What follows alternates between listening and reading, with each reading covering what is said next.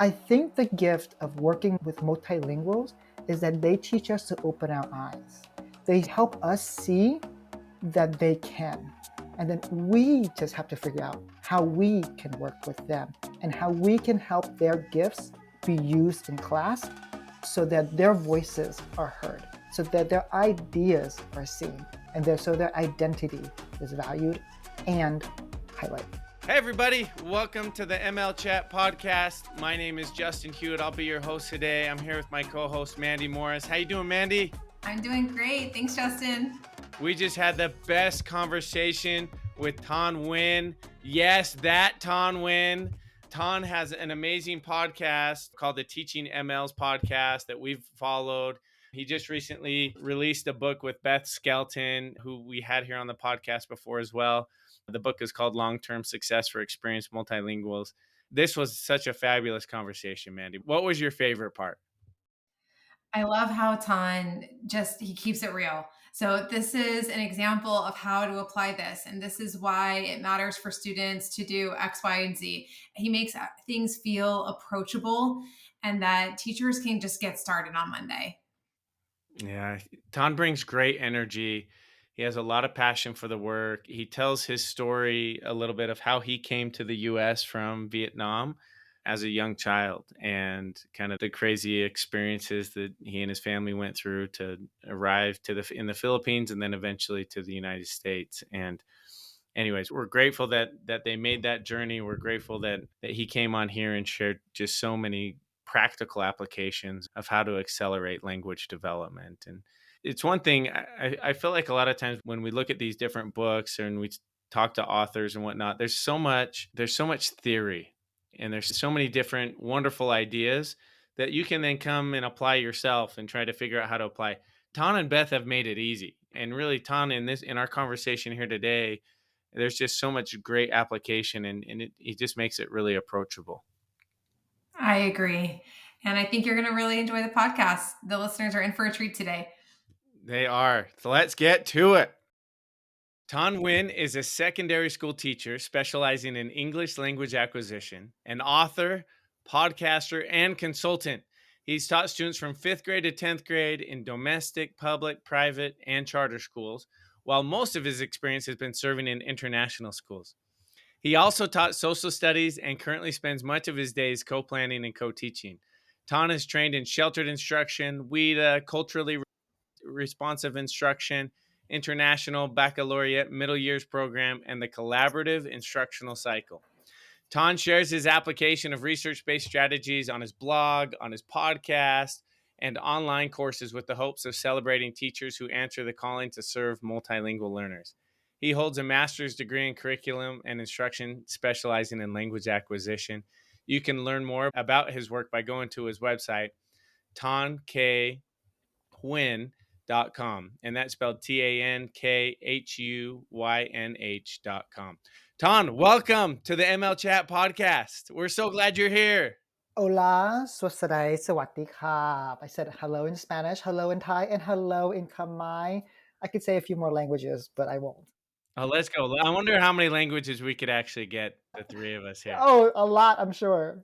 Exactly. We're thrilled to have you here. I know Mandi and our whole team here at Flashlight has been looking over the book that you and Beth Skelton wrote together, Long-Term Success for Experienced Multilinguals. And there is just so much good stuff in here. This is amazing. It's going to do a lot of good in a lot of classrooms all throughout the nation. We're so honored by the reception. When it came out in May, they ordered enough for the first printing. It sold out in July. And they're like, what did you do? Did my mom go out and buy all the books? All of them. All of them. And for her knitting group, yes. And her That's card right. game group, yes. But we were shocked. And we call this our running book. We have to put our sneakers on and we're running from city to city, country to country. And now we're getting the second book out. Like the first book is for content teachers.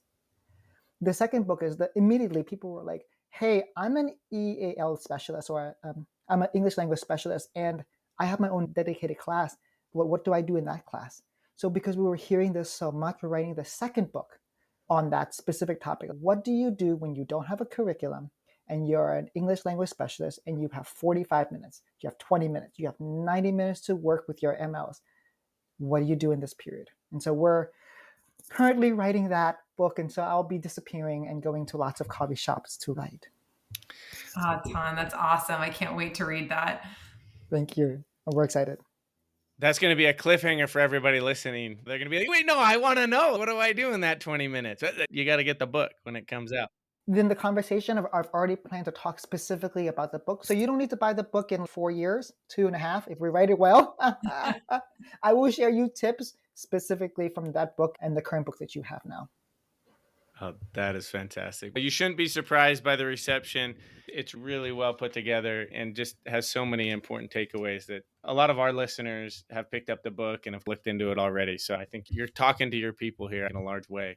Could I ask you, kind of reverse into interview, Justin and Mandi, what is one thing that you have seen people like about the book, or like a light bulb moment? I think something that really stands apart in your book is how much application there is. So, yes, there's theory, but there's a ton of application, and everything is supported with anecdotal stories of this is a scenario. And as a teacher, you're reading, you're like, yes, I have been there. And then what do I do? How do I solve for that? And you lean in a lot too to the co teaching, collaborating space, which I feel like is so needed right now because a lot of schools are moving in that direction or are there, and teachers are trying to grapple with how do we do this and how do we do it well. And I think that your book just speaks to that in such an applicable and relevant way. That was the goal. We said, okay, we already have WIDA. We already have Center for Applied Linguistics. We already have SciUp. How do we put this in a way that's like accessible for the science teacher, for the math teacher, for the social studies teacher, who's, if you tell me another abio phrase or like another gerund or another compound sentence, ain't gonna work in my science class. You need to show me how to work with multilinguals. I have to teach them cyanobacteria in 45 minutes. What do I do?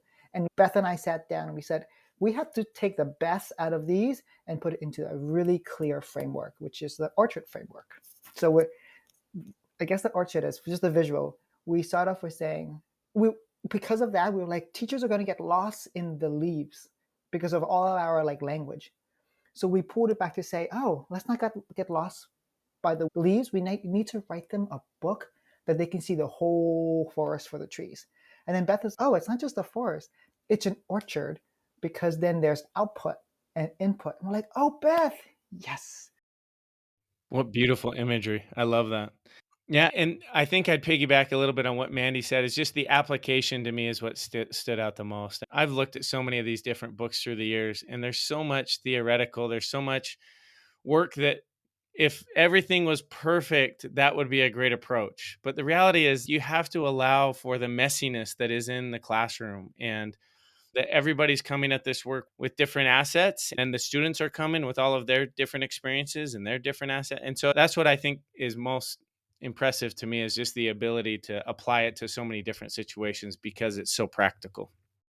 Oh, that just warms my heart, because like Beth and I, we write with not knowing who is going to have this book, who's going to read it. And to have you say such kind words, like I'm getting chills. People in the podcast you can't see, but I'm getting chills. I think it's a part of, you've done a lot of work in this space for a lot of years. Your podcast, you just reached 200 episodes. That's a pretty significant milestone and shows a lot of consistency. And you've just shown up for our community in such a big way in serving multilingual learners. And so we're grateful to have you on and celebrate the work that you've done, and even maybe more importantly, the work that you're currently doing and just super engaged in. But I want to go back. I want to understand what drew you to this work. How did you get started? Like, when we go back in the Wayback Machine, like where does that take us? And what drew you to this work, Tan? The Wayback Machine took you to the fall of Saigon, the fall of South Vietnam, when North Vietnam, the communist North Vietnamese came and took over South Vietnam. We had to escape because we were supporting the US Army, the US forces. And so my mom was blacklisted and all of her children were blacklisted. We would have been put into very specific re-education camps or very specific programs. We were blacklisted from using services such as hospitals, education systems. And so we were targeted as part of the quote unquote, the people who need to be re-educated, people who were suspicious. So my mom was like, no, we ain't doing that. She's like a tiger mother. And she put us all in a little boat. The boat is probably the size of your house, 35 feet wide, 25, 15 feet in width, but it fit 27 people in. We had women and children down below. We had a secret compartment for the secret compartment. And everyone, because of motion sickness, it was hard. Women and children were only allowed up at night because of pirates. Because pirates knew that the people who were fleeing with gold sewn into their collars, sewn into their hems, so that wherever they get to, they can have money to survive. So that's the kind of life we had. So I'm thinking about the kids who are refugees now, like from Ukraine, from Somalia, from Syria. So these kids are the kids that were just like me. We're just a different era. We were lucky enough to we were rescued on the 9th day. We only had enough food and water for the 7th day, but we were lucky enough to get rescued by the Malaysian fishing boat, which then dragged us to a Malaysian Navy boat, which then rescued us and put us on board. We were maybe a meal away or a cup away from death. Most of us had fainted out of starvation. Everyone was telling me when I left the boat, when I was carried off, it was like they called it a limp chicken. Like the head was like propped and everything. We were close to death. And we were lucky enough to go to the Philippines. I'm always indebted to the Filipino people. I know, Justin, you worked in the Philippines. Love the And Philippines. they took us up, put us in a refugee camp, housed us, fed us. And then we were then transferred to the US. We're very fortunate by the Lutherans. Anybody Lutherans out there, thank you so much. They helped us by putting us in a place, sponsoring us, getting us enrolled in school, getting my brothers and my mother jobs, and helping us through the first year. A lot of people were so indebted. And my story starts with not knowing English. I was at age 5, so I just missed kindergarten. So they put me in kindergarten like around October, I think. And I went throughout the year not knowing anything. I loved school so much. I loved my friends. I loved my teacher. I still know her name, Miss Phillips. It was always a hug and a greeting at the door. I don't know what my friends were saying, but I know that I was speaking Vietnamese as if they were going to speak Vietnamese back to me. And I loved it so much that I went to kindergarten twice. I was the oldest kindergartner again. I bet that was great though for you. It was a wonderful experience. And then I stayed in ESL until grade 4. At the end of grade 4, I graduated to grade 5. But let me tell you, the reason why we wrote this book is because for students who have been in the ESL program and has received services, I was not able to read a book. This is the story. My 5th grade teacher said, okay, reading time. Go to your designated buckets of library books and go find a book. And I was shuffling through and I saw this book called The Cat Who Went to Heaven. It's a picture of a Japanese tea garden with the artist. And then in front of him, he's kneeling and there's a cat. And in front of the cat, they're drawing pictures. And I was like, oh my goodness, finally a book not about pilgrims. And I was like, yes, for me. And so I started reading, but also it was the thinnest book out of the collection, the ones with the biggest font. I was like, yes, I was one of those students. And I would read it. And I would put my head down and I would count like just the minutes because I couldn't barely read. I would count the minutes. Oh, that's a minute. Let me flip to the next page. And once in a while, I would just check out, I would laugh.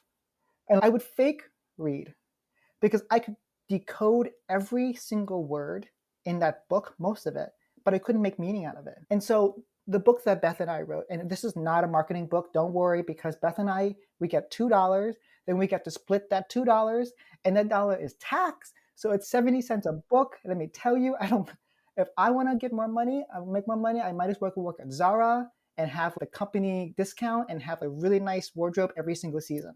We write the book because of students like me. The fact that I was in the US school, I've only gone to US schools. And how did I end up not being able to read a 5th grade text? And that's this book. Thank you for taking us in your Wayback Machine. I cannot believe that experience that you went through with your mom and with your family. One of my mentors is Vin Nguyen. He was the ESL director in Des Moines Public Schools for a lot of years. And he's a great man and did so much work in the community there in Des Moines. But he told me about his experience coming over when he was 18, and it was not too different from your experience. And when he got to Des Moines, and he was the youngest in his family. And so I remember when he came over, he was like grateful to be here, but he missed his family so much and was trying to like navigate all of the emotions of surviving and being here and needing to learn a new language and new cultures and all those things. And the guilt of leaving those behind us. Right. And you said he was grateful. And I also, so I shared my gratitude to the Philippines, but I also want to say thank you to the American government who spent millions of dollars to get all of us out and rehoused in different places and situated. So I'm a proud American. I know we're having interesting conversations around immigration in the US, but I just want to say to the American government and the American people, thank you. I hope that as an immigrant, that I'm contributing to the way that Americans would like. And I think your work is helping a lot of teachers, a lot of students. I think there's a lot of value there. And it makes sense, right? That you were drawn into this work. It was a mission that really spoke to you and was something where you felt like you had an unfair advantage or an insight that you could really help provide even more expertise and kind of help to teachers doing this work. There are no accidents in this universe. Exactly. I understand that's what kind of drew you in to get started. And I guess I'd love to just understand, what about on your teaching journey and serving multilingual learners? How did you get started in that piece of the work? I got very lucky to be invited to work with Teach for America in New Orleans. Beautiful, right after Katrina, the year after Katrina, I went down there and I served in English language literature. I came there and they're like, oh, are you the new math teacher? I was like, no, trust me, you don't want me to teach math. I can barely add 3 digits together. So I was the English language teacher. And then I realized like all of these students who weren't fluent English, they were speaking Spanish. Some of them were speaking Creole, some were Vietnamese, and they came there to rebuild the city. And I was shocked. I was like, this is English language literature. Why do this? Most of my students don't know English. I would say half. And then I was like, wow, I realized there was a field of ESL. There was an ESL teacher in my school. And so he would take kids from different periods and then work with them. And I was like, this is what I want to do. And I was lucky enough to go abroad.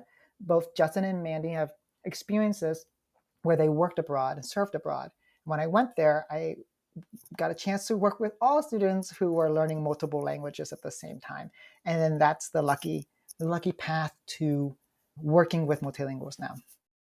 So you've been overseas for how long now? Like that transition took you overseas. How long have you been an international teacher? Tell us a little bit about what that has been like for you. Oh, I worked in the US for 3 years, 4 total, sorry, 4. And then I went abroad. This is my 13th year, 17th year of teaching, 13th year of being abroad, and I love it. If you ever get a chance, it's fabulous because of all the experiences that you get. I hear the things that happen in American public schools, and my heart breaks for my colleagues in America. The lack of funding, the closing of programs, the consolidation of schools, all these things that are happening that are outside of their control often do not happen in schools and international schools because it's highly resourced. So my class load, I have 6 students that I work with in my class, but I work with 3 grade levels. That's 300 students that I co-teach with. And none of them are on my roster except for 6 students that I particularly teach. This would be unimaginable in the US. Instead of going between one class to the next, I know my colleagues in America are running between one building to the next across their district. So my heart goes out to them. So I'm sure we'll figure out a way. But American teachers are fabulous. They're making their path. Yes. In your book, going back to the analogy of the orchard, you talk about the content classroom being the most fertile soil for students to learn language. I would love to hear you talk about that a little bit more and your experience as a co-teacher. What have you observed and why do you say that it's the most fertile place for a student to learn language? Oh my goodness, Mandi, you read the book and not just like the Amazon reviews. Thank you. There are only 34 people. We need more. I'm kidding. I thoroughly enjoyed your book. Oh, thank you. Why is content so important? Is because the way that I learned English was through memorization of English rules. Here's a verbal phrase. Here's a subordinated conjunction. Let's go right about it. Let's use Let's write about your puppy. I don't have a puppy. Let's write about your weekend. I worked at a sweatshop over the weekend. Like, what? No. So it was acquiring a language by learning how it works. When we have students in content classes, students are applying the language in authentic purposes. So let me give you an example. I had a student who, his name is Zhang Hong, fabulous student. At the time I met him, he was in 7th grade. He came from China, highly literate. And our model of instruction is not to pull students out, is to have them in content classes. And then there's collaboration between me and my content colleagues to make that lesson accessible, to make learning accessible and to structure the output. So the unit was, okay, Mr. James, fabulous social studies teacher. The new unit was on how do humans impact river systems? And the context was the Mekong River because we were living in Laos at the time. And so students learned, read articles, watched videos. We visited the Mekong River. We had experts in, and look at all the language that's there.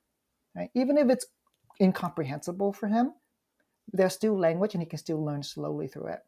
The assessment was this. Each student had to write a different report on a different river system. They had to find out how that river system, how humans have impacted that river system. I was about to say, oh, should we pull him out? Do you want him to do the assessment? And James was like, absolutely. We're not changing anything. The standards are the same because I have to grade him. I cannot grade him on anything else because I don't have anything else to grade him with. So we said this. Okay, so he's going to pick his own, and he picked the Yangtze River. Then he went and researched how humans have impacted the Yangtze River, or the Yellow River in China.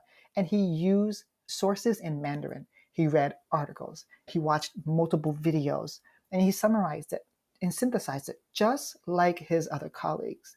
Then the output was to write an essay, but because of his language level, we said, can he do something else to still communicate in English, but do it at a more accessible level? So we took his notes and we used Google Translate. He put it in Google Translate and it put it in English for him. And then he used the text into his Google Slides. He added pictures. Then he recorded him saying the annotations. And then he spliced the pictures together to make a voiceover documentary. We were shocked because I didn't have time to help him through much of this project. Like I gave him instructions to clearly how to do it. And I said, I'm just praying that he's able to do it. I came back and he had the video done. I was so shocked. He learned words. And I still remember he used the word arid. No one taught him the word arid. But the fact that he knew that meant that he knew it in Mandarin. He took it from Mandarin, brought it back into English. He also used the words before the dam, then after the dam. So he knows cause and effect. He knows sequencing. He knows subordinating conjunctions. He was learning language in a way that was authentic. But more importantly, it affirmed his identity. Instead of pulling him out and saying, oh, child, you're going to go color pictures of the river, and that's about it, pat on your back, pobrecito. No, he was doing the same work, the same rigorous kind of work, the same curriculum as everyone else. He felt like he was everyone else. He felt like he was not less than. He felt like he was just like them. And Tan, I think you bring up something really powerful there, is making the connection with background knowledge. Yes. Here at Flashlight, Justin will say this all the time, is that the company, this mission statement, the ethos of what we're doing is that students come with assets. So we're shining a light on all of the assets. And it's having the assumption that our students are bringing background knowledge. It's for us to figure out in creative and novel ways, as you did with your colleague, how can we make the connection for students? Where is that ramp for onboarding? What does it look like? And how can we get creative? And that brings me to my next question. When you work with colleagues in collaborative environments and you get this like hot potato experience where it's, I'm the math teacher, that's not my job to figure out language, and the ELD specialist is, I'm the ELD specialist, it's not my job to figure out math. Who's going to take ownership here? How do you solve for that? Because we know this is a real pressing need in US schools right now with co-teaching. When I work with colleagues, I focus on two lenses. First lens is comprehensible input. How can we get this content, this math content, acute triangles, obtuse triangles, equilateral triangles, how can we make it accessible to students? And then output. Once students understand the comprehension, what do these things mean, then we can have students communicate about them. They can draw acute triangles. They can draw equilateral triangles. They can draw obtuse triangles. And when I collaborate with my colleagues, I don't need to know every single content, and I shouldn't. But my job is to say, how can students comprehend at the word level, at the sentence level, at the organization level? Once we get that, everything is so much more easier. So my content, my colleagues' job is to understand the content and make it, and to understand the sequencing of it. My job is to help students understand it and communicate about it. When you think about co-teaching, schools are often, they start at this place of, we want to have co-teaching. We want to move away from standalone classes, especially for experienced multilingual learners. And then the next piece is, but where do we start? And I think of that often as a coworker of mine, Tim Blackburn, would often say, like, where are your willing partners? Start there. Start where your willing partners are. Another way of thinking about it, I've heard directors say, what are our classes where we have EOCs or state language or state assessments that are really important for graduation for students? What are your thoughts about where do you start? Is there a specific content that you find co-teaching and collaborative teaching works best? Or do you have a criteria that you follow to figure out where to start? Where do you start best when supporting multilingual learners is preferably, in my bias, because I was a social studies teacher, is social studies or humanities. There's the ability to combine reading, writing, speaking, listening together. And when we learn about social experience, like we learn about geography, we learn about world events, there are people, there are events, there are statistics. There's so much ability for students to read, write, and speak and listen. But we start there, but then we don't stop there. We expand to science, then we expand to math, then we expand to even design. So I'm responsible to be working with my 8th graders in design class and in art class and music class. So let me give you an example. One day, my teacher had students learn about the different elements of art and apply it to a sculpture that they're going to create. My job was to say, okay, I don't know anything about the elements of art, but as I learned them, my job was to help students see how the artist applied lines, how the artist applied texture, how the artist used shape and spacing, so that the students were able to do that. Right? Again, when we work with our colleagues, where do we start? We start at comprehension. And then where do we continue? We continue at output. I love that. I think that's so good. And I also love, Mandi, what you shared from Tim. Start with your willing colleagues. I think you put those two together and you're in a good spot. And there's one thought that I'm sitting here as I'm thinking, because I think we're teaching some pretty high level concepts as we're going through as far as using language, teaching language and content. And I want to boil it down to its essence, Tan, if you don't mind. Why is it important to teach language or that students learn language through content? It's so important for students to learn language through content because it gives them a reason to communicate. It gives them a reason to learn the content. So they're going to have to listen to others. They're going to have to read. They're going to have to talk to others about the content. But then they're also going to have to communicate about the content. So they'll have to write. They'll have to speak. They'll have to present something, create something. It moves from learning language rules to applying language to communicate your ideas, to be understood. So here is an example, going back to the river example. Zhang Hong was learning how to synthesize ideas from Mandarin into English, and then he wrote it in English, but he had the ability to learn the word arid. He had the ability to say before the dam, so that's a subordinate conjunction there. It just makes learning more relevant. It gives students a voice. It gives them a purpose to use language instead of memorizing language. And I love that. And I think there's just so much to being able to have that content specific vocabulary. When I think about, I served a mission in the Philippines for 2 years and I just loved learning Tagalog. And I was working so hard on like, how do I said every word and how I communicated. And then I had one of the people I was there serving with ended up needing to be in the hospital. And so we went in the hospital. All of a sudden, it was a very different language than I thought I had learned. And so I think having that content specific vocabulary, like learning the language through content, is really important because as you get into these different situations, the language will change. And that's why it's so important. Let me add to what you're saying. When we want to have students learn content, because that's the highest form, that's the highest evidence of student understanding. If you were to, I can tell a doctor who understands their content when they use scientific terms to talk about my body or to talk about the symptoms. If they simply say the thing on your elbow kind of is not connected to this other thing, I'm like, I'm done. Find me another doctor. I need a second opinion. Yes, I need like 20 opinions, right? So when we have content and students are using content, we can actually say, yes, they understand. But more importantly, it's actually connected to equity. When we say, oh, you don't have to learn about the different parts of the body, we say you can only learn this much. And then their world is this size. But if we say, no, Zhang Hong, I believe that you can learn about river systems and how humans have impacted them, you can go learn, and you're going to learn in different ways. There are different pathways.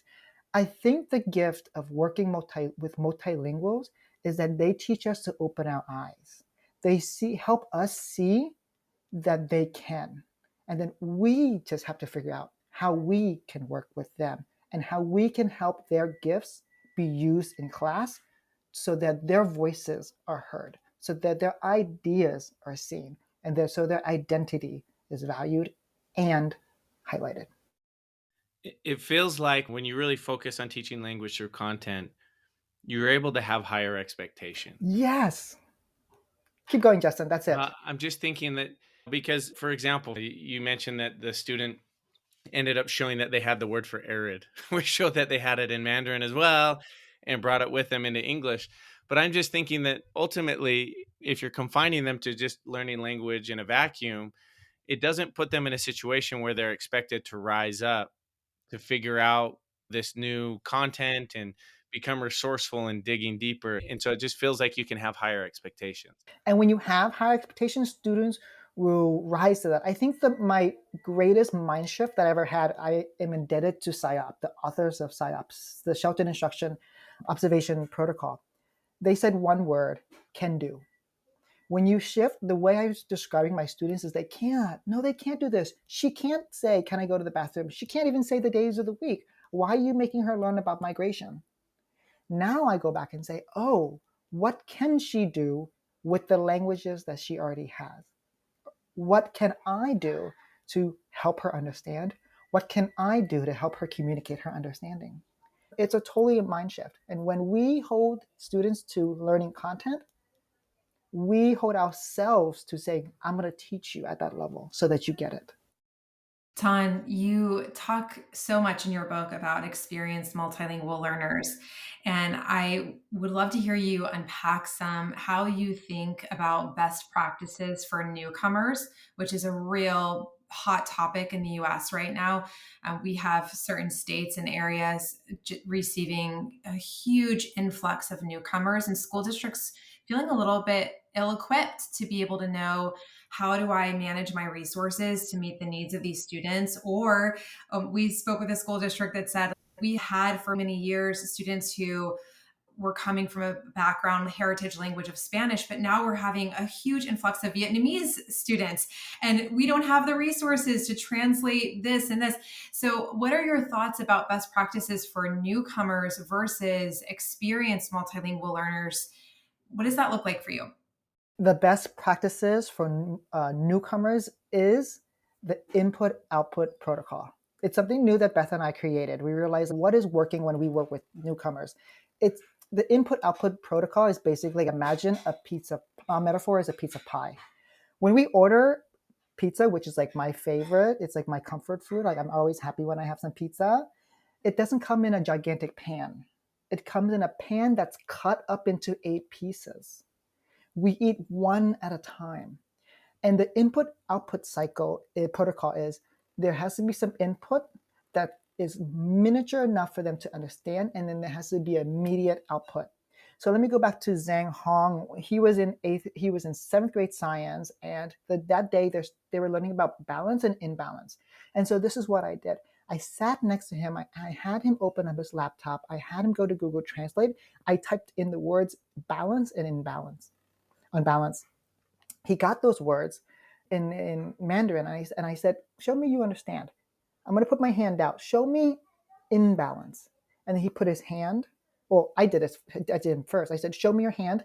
He's like, Hong, this is balance. Say balance. And then I said, I'm going to show you imbalance. This is imbalance. I pushed his hand down. I said, look, imbalance.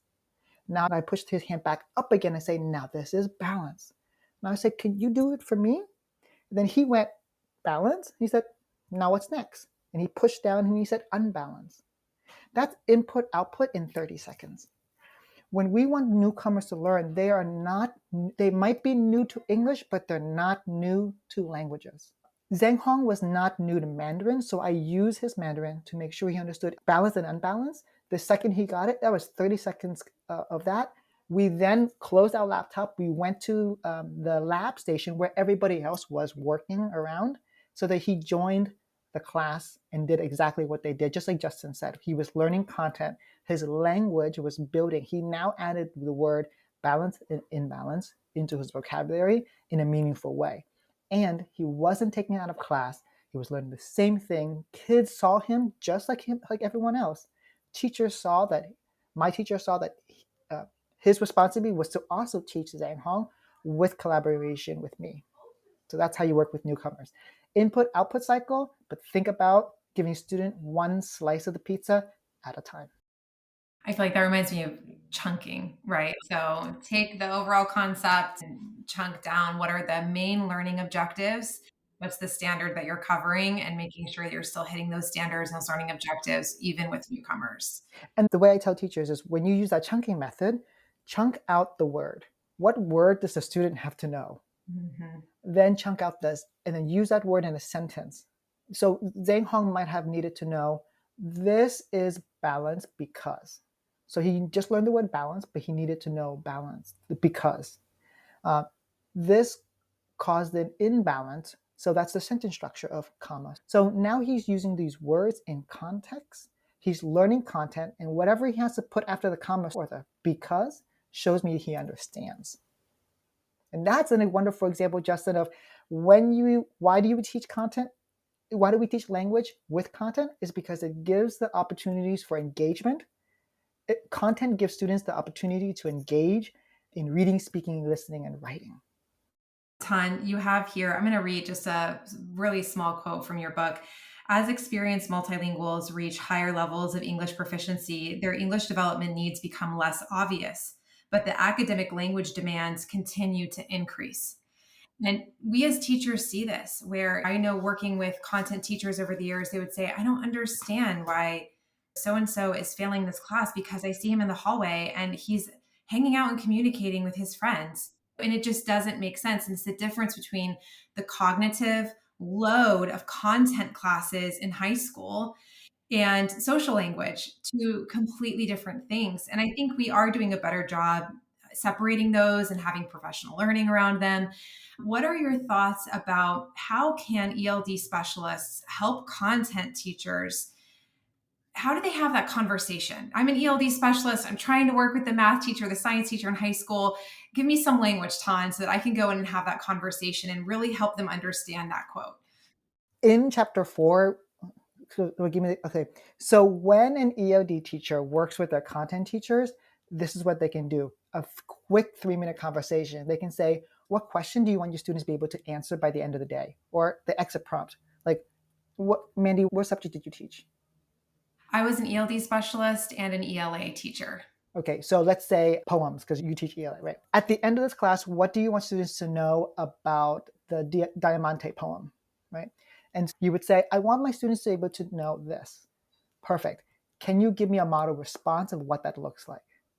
Oh, yes. They would say a Diamante poem has a shape of a diamond. They start and it gets bigger and bigger, and the biggest part is the middle, and then gets smaller into the end, ending with a word. The poem starts with a single word. The poem ends with a single word. Oh, perfect. Great. Now I know what students do. I'm going to work on having students comprehend that. And then I'm going to help students write a Diamante just like that. So then you're going to go and teach the content as I already know how I'm going to help Justin as he's learning Vietnamese for the first time, right? And so I'm going to have him, Justin's going to learn how to write a Vietnamese poem in Diamante, and I'm going to help him. Oh, Diamante has the first line has one word. Let's focus on one word, right? And then we expand on that. Again, that's the input, output. When ELD teachers work with their content teachers, the conversation starts with, what do you want your students to know? And then how do you want them to communicate it? It's really breaking it down, even for the ELD specialists, in a sense, to have a frame. They have a sentence frame to go and work with the content teacher to feel like, I know that we're going to break this down. We're chunking it for teachers too, not just for students, because that's illuminating for me, because there's the overwhelm of how in the world am I going to fit in all of these chapters into this semester? And teachers are already muddling through that, right? And it's really creating that same acceptance and space. We're going to chunk it down. What do students need to know? What is the learning objective here for this unit? What do they need to walk away with? And allowing teachers that space and also grace to just one step at a time to attack those learning objectives. And notice how we didn't say, oh, Justin can't learn the Diamante poem in Vietnamese. This is his first day in Vietnam. No, we're saying, oh, okay, we're going to have him learn that, but we're going to make sure the instruction is clear. And when Dr. Brene Brown says clear is kind, we are not lowering the rigor. That is causing educational equity and gaps in their learning. We're simply saying now, please provide clear instructions. I'm going to work with you to provide clear instructions. And when that is clear, students feel like they're treated kindly, they feel like they're welcomed, and they can feel successful. And when they feel successful, when they feel competent, they'll become more confident, and schools become a place that affirms them instead of isolates them. So our work, I know that in this field, we work with multilinguals, and it looks like it's language acquisition. It's language acquisition plus identity affirmation. That's what we're doing. Because they already are affirmed as people. We just have to see their assets, highlight them, and then apply them and say, oh, you can use your assets to make content more accessible. You can use your assets for us to understand what you're saying, so for us to know what ideas you have. And I think it's interesting to see students really gain that confidence as they build their language, when they build their language competency. And one of the things that was interesting to me is I feel like some folks have a different personality when they learn a different language. In that new language, they might be more playful, or they might be more demonstrative, or whatever it might be. And so it is interesting that I think there is some interesting identity there that does go along with language and the learning of language. And I wanted to shift gears here for a second, go a little bit deeper maybe on this topic. And I'm just thinking that across the nation right now, newcomers is definitely a hot topic. In addition to that, we have a lot of experienced English learners, right? We have a lot of students who've been in our systems for a number of years. And I guess, what is it that you're seeing, or what have you noticed where in districts where maybe students are acquiring social language pretty quickly, but that academic language, that content specific language tends to lag? And what does that come down to? How much of that is the student? How much of that is the system? How much of that is the teacher? If you don't mind, we'd love to have you unpack that. Oh, that's a big question, Justin. Thank you.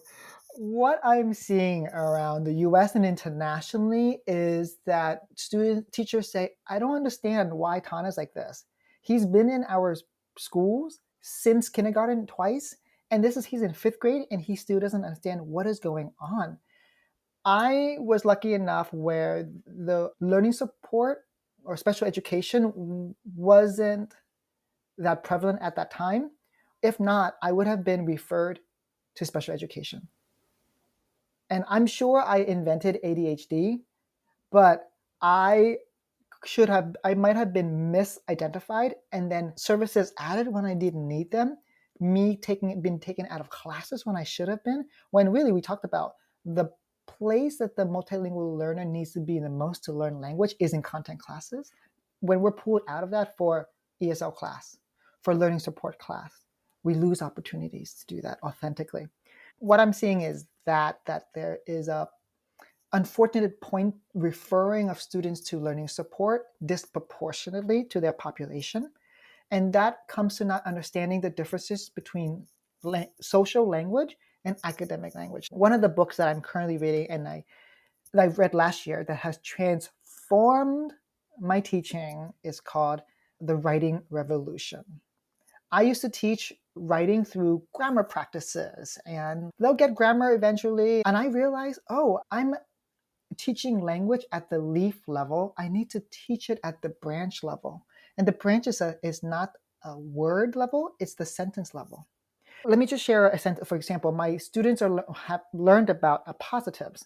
So it sounds like this. It sounds like Justin, a resident of Utah, comma, used to serve in missions in the Philippines. Or I would say Mandi, comma, a skilled interior decorator, comma, used to teach in Bahrain and South Korea. That's a really those are complex sentence structures. But when we teach students that, they become more academic. And it goes back to your question. I know I'm going around and around. Like your question is, what are you seeing? And then why is that? What I'm seeing is that teachers don't realize that academic language is so complex. Like just those sentence pattern. I gave you the positive sentence pattern.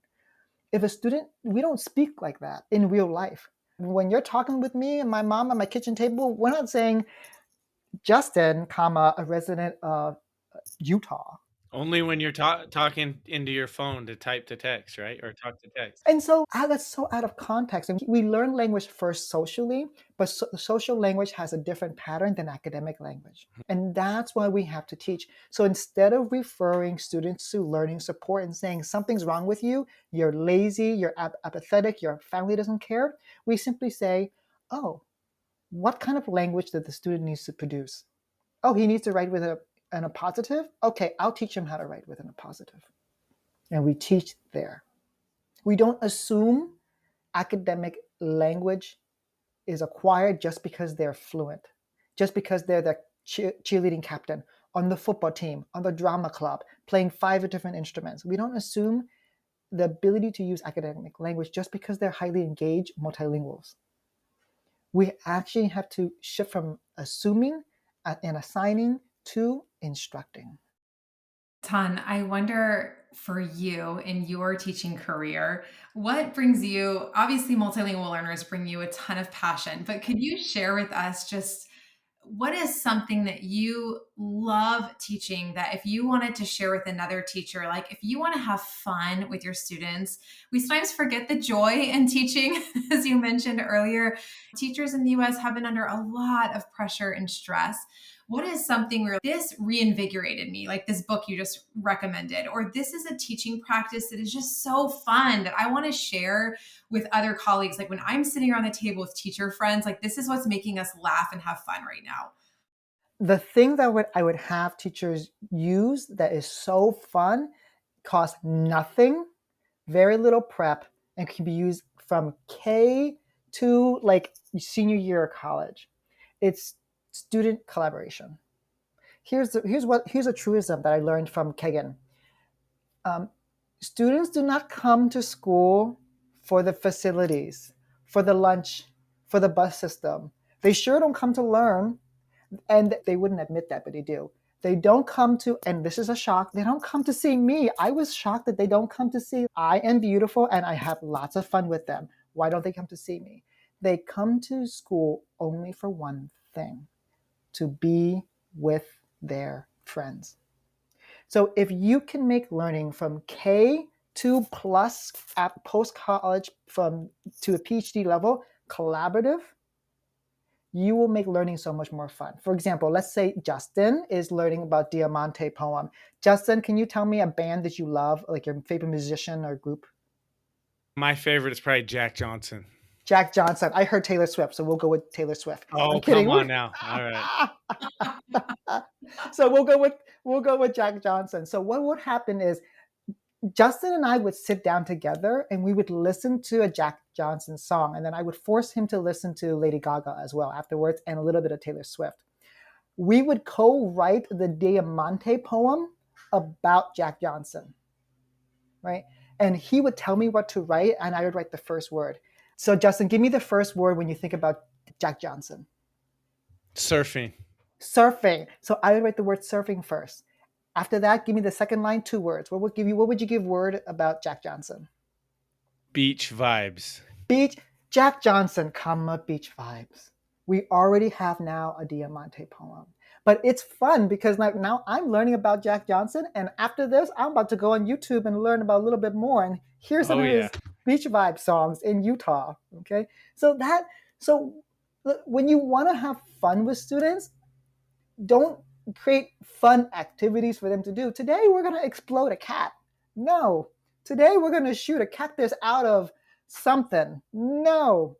We're going to learn about Diamante poems, which are so not fun, but we're going to do it through collaboration, and you're going to write about Jack Johnson, and then Justin's going to help me write about Taylor Swift Let's in a do it. Diamante poem. The When first when you word don't would be live at the beach, you got to bring the beach to you, right?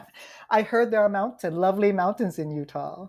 Beautiful mountains, and we've got some great lakes with a little bit of beach around them. So that's where we pull that out of. Okay, a beach trip next time to Utah. Let's do it. Let's do it, Ton. Ton, what a pleasure to have you here on our ML Chat podcast. You have been just so delightful to talk through and work through some of this. I know that a lot of folks probably already follow your work, and we know that you've got your podcast, you've got your website. We also saw that you're going to be a part of the ML Summit here coming up this next month.